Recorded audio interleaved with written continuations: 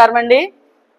ఈ రోజు ఈ ప్రెస్ క్లబ్ లో ప్రెస్ మీట్ ఏర్పాటు చేయడానికి ముఖ్య కారణం నా పేరు Kandavel Lakshmi, human rights protection council of India తరపు నుండి ఆంధ్ర తెలంగాణ మహిళా చైర్మన్ గా పనిచేస్తున్నాను। ఆడపిల్లల విషయంలో ఎక్కడ అన్యాయం జరిగినా ముందుండి నా వంతు కృషి నేను చేయడం జరుగుతుందండి। అలాగే నరేంద్రపురం గ్రామానికి చెందినటువంటి డేగల గంగాధర్ గారండి, డేగల వరలక్ష్మి గారండి, వీరిద్దరు భార్యాభర్తలు, వీరికి ఒక కుమార్తె అండి। అమ్మాయిని గోకవరం మండలం వీర్లంకపల్లి గ్రామానికి చెందినటువంటి అబ్బాయికి నాగదుర్గారావుగా ఇచ్చి వివాహం చేయడం జరిగిందండి। అయితే అమ్మాయిని వివాహం చేసుకోవడానికి వాళ్ళే పదే పదే ప్రాధాయపడి అమ్మాయి బాగుందని ఇష్టపడి, ఆ అమ్మాయి బీటెక్ కూడా చదివింది, అమ్మాయిని ఇష్టపడి వివాహం చేసుకోవడం జరిగిందండి। అయితే అమ్మాయి వివాహం చేసుకున్న అనంతరం కొన్నాళ్ళు సక్రమంగా కాపురం చేయడం జరిగింది। తరువాత ఈ అమ్మాయి పుట్టిందండి। ఆడపిల్ల పుట్టడం ఆ కుటుంబానికి ఇష్టం లేదని తెలియజేశారండి। నేను నిన్న ఎంక్వైరీలో అడిగితే ప్రశ్నించగా వారు చెప్పారు సార్। అయితే ఈ అమ్మాయి పుట్టిన కాడి నుంచి కూడా అమ్మాయిని చాలా నీచకంగా చూడడం, అమ్మాయిని అసహించుకోవడం, ఇంకా నువ్వు అంటే మాకు ఇష్టం లేదని చెప్పడం, వాళ్ళ అత్తమామలో భర్త కూడా చాలా దారుణమైన పరిస్థితి నెలకోవడం జరిగిందండి। అయితే వీరు తరువాత తల్లిదండ్రుల సమక్షంలో నరేంద్రపురం గ్రామానికి చెందినటువంటి పెద్దలను, కూటమి నాయకులను ఆశ్రయించి వారు పెద్దల సమక్షంలో పెట్టడం జరిగిందండి। పెట్టినా కానీ వారికి వారు ఎవరి మాట వినకుండా వాళ్ళ ప్రవర్తన వారు చేసుకుంటూ పోతుంటే వారు కోర్టును ఆశ్రయించారు। కోర్టు కేసులో రన్నింగ్ లో ఉన్నారండి। ఈలోగా ఈ అమ్మాయి మొన్నటి దినాన్ని డాడీ డాడీ అని అడుగుతుందని వెళ్ళి నేను వాళ్ళ తండ్రిని చూపిస్తాను, నా కూతురికి తండ్రి లేకపోతే ఎలాగని ఆ అమ్మాయి కొంచెం పట్టుదల కలిగి తండ్రిని చూపించడానికి వాళ్ళ ఇంటికి వెళ్ళడం జరిగిందండి। తల్లిదండ్రులు కూడా వద్దని చెప్పారట, వద్దమ్మాయి వెళ్ళొద్దు, మనం కోర్టులో ఉన్నాం కదా అని చెప్పినా సరే అమ్మాయి నా కూతురి కన్నా ఎక్కువేంటి, చచ్చిపోతే చచ్చిపోతాను, తన తండ్రిని చూపిస్తానని చెప్పి ఈ అమ్మాయిని తీసుకొని ఇంటికి వెళ్ళిందంటండి। వెళ్ళిన తదనంతరం వారు నిన్నెవడు రమ్మన్నాడు ఇక్కడికని తలుపులేసి అమ్మాయిని చాలా గట్టిగా కొట్టండి, ఈ జుట్టు అది పీకడం, ఈ తర్వాత ఈ గోరులతో రెక్కి బాడీ మీద చెస్ట్ అది నిజం చాలా భయంకరంగా ఉందండి అమ్మాయి పొజిషను। అయితే నాకు వెంటనే 11:30కి ఫోన్ చేయడం జరిగిందండి నైటు। నేను వెంటనే బయలుదేరి రాగానే గవర్నమెంట్ హాస్పిటల్ నుంచి దిశ పోలీస్ స్టేషన్ పంపించారని చెప్పారు సార్। నేను వెంటనే వెళ్ళి అమ్మాయిని రిసీవ్ చేసుకున్నాను। అమ్మాయికి వాంతులు అవడం, ఈ తలంతా తిరగడం, తర్వాత చాలా భయంకరంగా ఉంది అమ్మాయి పొజిషను। కానీ నేను చెప్పేది ఏంటంటే ఒక అమ్మాయి జీవితాన్ని నాశనం చేయొద్దని ముందర ఎవరైతే వివాహం చేసుకుంటున్నారో వాళ్ళకి హెచ్చరిస్తున్నానండి। కుర్రోడు స్థిరం లేకపోతే అత్తమామలన్న బాధ్యత తీసుకొని ఒక కుటుంబాన్ని కట్టాలి తప్ప కొడుకుతో పాటు అత్తగారు మామగారు కలిసి ఆ అమ్మాయిని అలా కొట్టడం మంచిది కాదని నేను తెలియజేస్తున్నాను। అలాగే ఆడపిల్ల ఇచ్చిన వారు వాళ్ళు ఎంత బాధపడతారో ఒకసారి ఆలోచించండి। వారు ఎంత కట్నం ఇచ్చారో, ఇంచు 30 కాసులు బంగారం, 30 లక్షల అమౌంట్, 5 లక్షలేమో ఆడబడుచు కట్నం, ఇవన్నీ ఇచ్చి కుమార్తె బాగుంటదని వారు వివాహం చేయడం జరుగుతుంది। కానీ ఆడపిల్లని ఆటబొమ్మగా వినియోగించుకొని మీ ఇష్టం వచ్చినట్టు ప్రవర్తించి ఆ అమ్మాయిని వినియోగించుకున్న తర్వాత ఆడపిల్ల పుట్టాక నాకు ఇష్టం లేదండో ఎంతవరకు న్యాయమో అది చట్టపరంగా కూడా అన్యాయం అని నేను భావిస్తున్నాను। అలాగే ఆ అమ్మాయికి న్యాయం జరిగే వరకు human rights protection council of India తరపు నుంచి మా మహిళా సంఘం కూడా ముందుకు రావడం జరుగుతుంది। ఇది మహిళా కమిషన్ కి కూడా తెలియజేస్తామండి। రాత్రి మేము గోకవరం పోలీస్ స్టేషన్కి వెళ్ళి మాట్లాడిగానే ఎస్సీ గారు కూడా చాలా బాగా స్పందించారు। లక్ష్మి గారు మేము ఆల్రెడీ వచ్చిన రిపోర్ట్ ప్రకారం ఎమ్మెల్సీ కేసు ప్రకారం వచ్చిందని మేము కేసు కడుతున్నాము, మీకు న్యాయం జరుగుతుందని చెప్పడం జరిగింది। మేము ఈ ప్రెస్ మీట్ రావడానికి ముందు కారణం ఏంటంటే వీళ్ళ పరుగుల కుటుంబం ఇప్పుడు వరకు రోడ్డును పడకూడదని ఆలోచించే పెద్దల్లో సక్కి పట్టడానికే వారు మానవతా దృక్పథంతో ఓర్పు సహనంతో సాగారు। కానీ వారు మానవత్వాన్ని తప్పుగా భావించుకొని వాళ్ళ ఓర్పు సహనాన్ని చూసి ఇంకా రెచ్చిపోయి అమ్మాయిని మానసికంగా ఇబ్బందులు గురి చేసి చావు బ్రతుకుల మధ్య ఈ రోజు గవర్నమెంట్ పెద్ద హాస్పిటల్ ఉందండి, పిడిసి వస్తుంది అమ్మాయికి, చాలా భయంకరంగా ఉంది। ఆ అమ్మాయిని అలా కొట్టడం మంచిది కాదు। అలాగే వీరి పక్షాన నిలబడి న్యాయ పోరాటానికి ముందుకు రావడం జరిగింది। చట్టపరంగా వారికి ఈ కుటుంబానికి న్యాయం జరగాలి, ఇంకొక అమ్మాయికి ఇలా జరగకూడదు। అలాగే మళ్ళీ తను చేసిన మిస్టేక్ ఏంటంటే ఆ అమ్మాయి సెల్ ఫోన్ వాడదండి, ఆ అమ్మాయికి ఒక సెల్ ఫోన్ ఇచ్చి ఇన్స్టాగ్రామ్ అనే కొత్తది ఒక పాత అకౌంట్ ఎవరిదో ప్రైవేట్ అకౌంట్ క్రియేట్ చేసి ఆ ప్రైవేట్ అకౌంట్ లో హాయ్ అని పెట్టాడటండి తనకు తనే భర్త, నీకెవరో హాయ్ అని పెట్టాడని తప్పుడుగా చిత్రీకరించి ఆ అమ్మాయిని ఇంకా మానసికంగా ఇబ్బంది పెట్టి నీకు ఎవరో ఉన్నారని తప్పుడుగా ప్రవర్తించడం అది మంచిదిగానే హెచ్చరిస్తున్నాను। అలాగే మహిళలకు ఎక్కడ అన్యాయం తప్పకుండా నా వంతు సహాయం కృషి కూడా ఉంటది। కానీ ఈ అమ్మాయికి జరిగిన అన్యాయం ఇంకొక అమ్మాయికి జరగకూడదనే ఈ రోజు మీడియా మిత్రుల ద్వారా ముందుకు రావడం జరిగింది. ఖచ్చితంగా అమ్మాయికి న్యాయం జరిగే వరకు మా మహిళా కమిషన్ తరపు నుండి ఖచ్చితంగా న్యాయ పోరాటం చేయడం జరుగుతుంది. మరొక అమ్మాయికి ఇటువంటి అన్యాయం జరగదని మీడియా ద్వారా తెలియజేసుకుంటూ మీ మీడియా మిత్రుల ద్వారా ముందుకెళ్తే ఇంకా పై దృష్టికి వెళుతుందని ఈ రోజు మీడియా సమావేశం ఏర్పాటు చేయడం జరిగిందండి. ఆ అమ్మాయి గవర్నమెంట్ హాస్పిటల్లో ఉంది, లక్ష్మి పేరు. కానీ అమ్మాయిని మీరు కూడా లక్ష్మి హర్షిత, అమ్మాయిని కూడా మీరు హర్షిత లక్ష్మి, ఆ అమ్మాయిని కూడా మీరు స్టేట్మెంట్ తీసుకుంటే బాగుంటుందని మీ అందరికీ తెలియజేసుకుంటూ ఆ అమ్మాయి పక్షంగా న్యాయం జరిగేటట్లు మా వంతు సహాయం చేసుకుంటూ ముందుకు సాగుతామని తెలియజేసుకుంటూ human rights protection council of India Andhra Telangana మహిళా చైర్మన్ గా తెలియజేసుకుంటున్నాను. నా పేరు వరలక్ష్మి అండి. నా భర్త పేరు డేగల గంగాధరండి. మేము పాల వ్యాపారం చేసుకుంటామండి.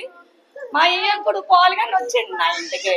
నా కూతురు చూసండి, నా కూతురు ఆశించమ్మ నాకు నా కుమార్తె కొడుకు అక్కడ నీ పిల్లలు చేయండి నా ఇంటికి 3 నెలలు తిరిగాడండి. ఎవరితోనే చెప్పొద్దన్నారండి సంబంధం అందుకుంటున్నామని. ప్రగడ నాగేంద్ర బాబు అండి, నరేంద్రపురం, వాళ్ళ కుటుంబాలు 30 కుటుంబాలు ఉంటాయండి. వాళ్ళ కుటుంబ సభ్యులు ఎవరికి చెప్పొద్దన్నారండి. కొన్ని నిశ్చితార్థం లేదండి, పసుపు కుంకుమ లేదండి, ఏమీ లేదండి. వాళ్ళ బామ్మతో కూతురు చేసేసుకుంటారని మాట ఇచ్చారండి. నా కూతురు చేశారండి వాళ్ళ మీద పట్టుదలకే. నేను చేయనండి అన్నయ్య గారు చదువుకుంటాను, నా కూతురు ఇప్పుడప్పుడే పెళ్లి చేయనంటే కాదమ్మా పెళ్ళి అయ్యాక కూడా నేను చదివిస్తాను, నీ కూతురులా చూసుకున్నాను, నా అల్లులా చూసుకుంటాను అని. వాళ్ళకి ఒక అబ్బాయి చనిపోయాడండి. ఆ చనిపోయిన బాధలో మీ వదిన గారు ఎత్తలేదు చేసే అమ్మ నాకు చెప్పి నన్ను బతిమాలి 3 నెలలు మా ఇంటి చుట్టూ తిరిగి నన్ను బలవంతం పెట్టారండి. మా అమ్మగారు నాకు 2 ఎకరాలు ఇచ్చారండి. నాకు ఇచ్చిన కట్నం నా కూతురికి 2 ఎకరాలు కట్నం ఇచ్చి సరిపోదంటే మళ్ళీ 30 లక్షలు క్యాష్ ఇచ్చానండి. 35 కాసులు బంగారం పెట్టానండి. ఆ పిల్లడికి మనుగుడుపులో 8 కాసులు పెట్టానండి. అంతా పిల్లడి మీద ఇచ్చేసారండి. ఆడబడ్స్ కట్నం ఎవరిని దగ్గర ఆడబడ్స్ కట్నం 5 లక్షలు తీసుకున్నారండి. మా ఏపరాలకు ఇష్టం లేదండి పెళ్లి. ఆవిడ ఎప్పుడు మా ఇంటికి రాలేదు. వాళ్ళ తమ్ముడు కూతురు మీద ఉందండి. మా అయ్యక్కడ బలవంతంగా మమ్మల్ని పెళ్లి చేసేసారండి. పెళ్లి చేసుకోనన్నా సరే బలవంతంగా పెళ్లి ఎక్కువ కూడా చదువుకుంది కానీ చేశారండి. చేసిన కాడి నుంచి ఆవిడ పెళ్ళైన కాడి నుంచి పాపని టార్చర్ పెడతాను 10 రోజులు కూడా తీసుకెళ్ళి అక్కడ ఉంచుకోలేదండి. మా అల్లుడు మా ఇంటికాడ ఉన్నాడండి. ఫోన్ బెట్టింగ్ ఆడుతూ ఉంటున్నాడండి ఇప్పుడు. అయితే ఫోన్ బెట్టింగ్ ఎలా ఆడుతున్నా, ఫోన్ బెట్టింగ్ ఆడకూడదని పాప ఒకసారి డిలీట్ చేస్తే చెవు మీద కొట్టాడండి. చెవు కన్వేర్ చిల్లాడిపోయి వినబడడం మానేస్తుందండి నా కూతుర్ది. ఇలా ఎలా కుదురుద్దని దేవన్ చెరువు ఓరిన్ మోటార్ స్కూల్ లో జాబ్ వేయించారండి. 1 సంవత్సరం మా ఇంటికాడ ఉంటే అత్తయ్య నీకు ఏమన్నా ఖర్చు అవుతుంది, మీ ఇంటికాడ ఉంటే నాకు ఏం ఖర్చు ఉండదమ్మా, నీకు పెట్టిది కుప్పుడు అనమే కదా నేను పెడతాను ఉన్నట్టు సంవత్సరం పెట్టి మా ఇంటికాడ ఉన్నాడండి. వాళ్ళ అమ్మగారు ఉండొద్దు వచ్చండి వెళ్ళిపోయి పాపని ఎలా తెప్పిందండి ఇలా అవ్వాలని. పాప పుట్టిందండి. 7వ నెల వచ్చాక స్కానింగ్ లో పాపను తీసేయాలన్నారండి. హెడ్ లేదు చెవు లేదు అని అన్నారండి. కనపడిన ప్రతి దేవుడికి నమస్కారం పెట్టుకున్నామండి. నెలలు ఉత్తరలక్ష్మి గారు హాస్పిటల్లో ఉండిపోయామండి మేము.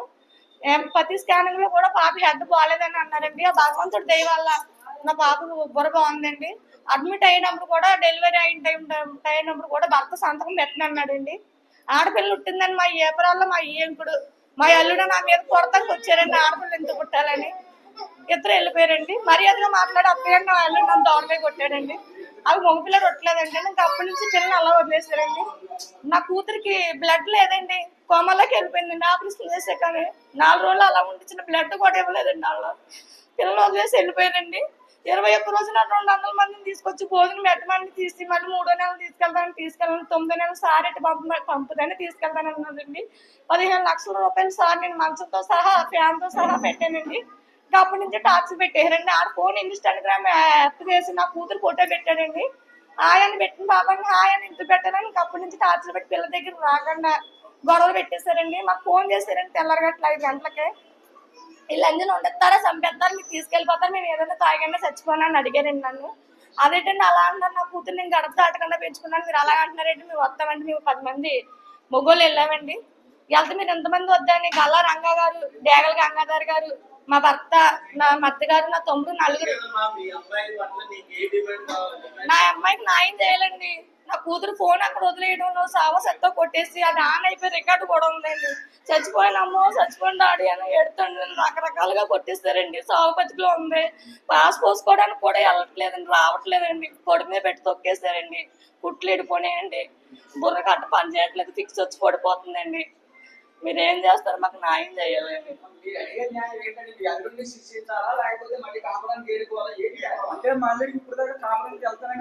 నా కూతురు కాపురం కావాలని పెట్టిందండి. లోకల్ అదాలత్లో కౌన్సిలింగ్ ఇచ్చారు. పోలీస్ స్టేషన్ గోకరం పోలీస్ స్టేషన్ లోకి వెళ్ళి మా అమ్మాయి సూసైడ్ చేసేసుకుంటుందని కంప్లైంట్ ఇచ్చి వచ్చి కొట్టుకో మొదలెట్టారు. అది వాకరణ ముందుగా కంప్లైంట్ ఇచ్చి కొడతాం మొదలెట్టారు. పోలీస్ స్టేషన్ కంప్లైంట్ ఇచ్చారు, బాగానే ఉన్నారు. వాళ్ళు ఏమన్నారమ్మా, ఎంత లేదు కదా మీరు ఏదో చేసేసుకోవచ్చు కదంటే మా అమ్మాయి కాపురమే కావాలన్నా నేను ఇప్పుడు దాకా నిన్న తీసుకెళ్లి దేవెడతానండి అలాగా కొట్టేసి వాళ్ళ ముగ్గురు కలిపి ఆ మాటలంటే మీరే చూద్దరు కానీ ఆ రికార్డ్ అయ్యిందండి ఎలా ఉన్నదన్నది. మీ ఇప్పుడు దాకా ఎన్ని దేవుడు తన పాప పుట్టిందండి, పాప కూడా బొర్రలేనివ్వరండి, తీసేయాలనివ్వరండి 7 నెలలు. కానీ అయినా కానీ చాలా బాగా పుట్టిందండి. దేవుడు కూడా మా అందులో ఉన్నాడు, కాపురం కావాలని వెళ్తుంది కదా చిన్నపిల్ల. ఇప్పుడు 18 ఏళ్ళు 19 వచ్చినాయి, కాపురం కావాలంటుంది. ఈ చిన్న వయసులో పెళ్లి చేసేసాం, పెళ్లికి వెళ్ళడం మనకి ఆయన మా అయ్య కూడా పదే సార్లు మా ఇంటికి వచ్చి అడగడంతో చేయడం జరిగిందండి. పెళ్లి చేసిన తర్వాత పాప పుట్టిందని మా ఏప్రాలకి మా అల్లుడికి ఇష్టం లేదండి. మా ఏం కూడా మాట్లాడకుండా వెళ్ళిపోయాడండి, సంతకం కూడా పెట్టలేదండి. మా అమ్మాయి ఆపరేషన్ కూడా సంతకం పెట్టలేదు. హాస్పిటల్లో మాకు ఏం జరగదు, మీరు ఏమైనా సంతకం పెట్టమంటే సంతకం కూడా పెట్టకుండా వెళ్ళిపోయాడండి. అప్పుడు నేను ఆపరేషన్ చేయించుకున్నాను, నాకు బాల్ వెళ్ళిపోయిందండి. నాకు ఆపరేషన్ చేయించుకుంటే నా రక్తం ఇవ్వడానికి సరిపోతాం నీకు అంటే వేరే వాళ్ళు ఇచ్చే తప్ప మా అల్లుడు ఇవ్వలేదండి.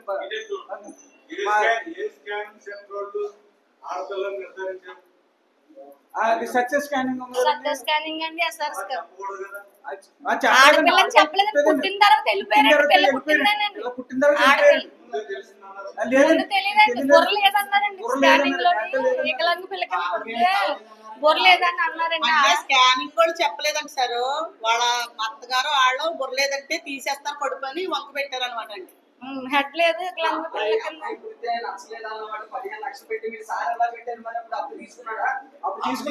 అప్పుడు తీసుకున్నారండి. మరి 9వ నెలలు తీసుకెళ్తాం సార్ అంటే ఆ తర్వాత బాబుకి ఇష్టమైందండి, కూతురు అంటే ప్రాణం కింద చూసేవాడండి.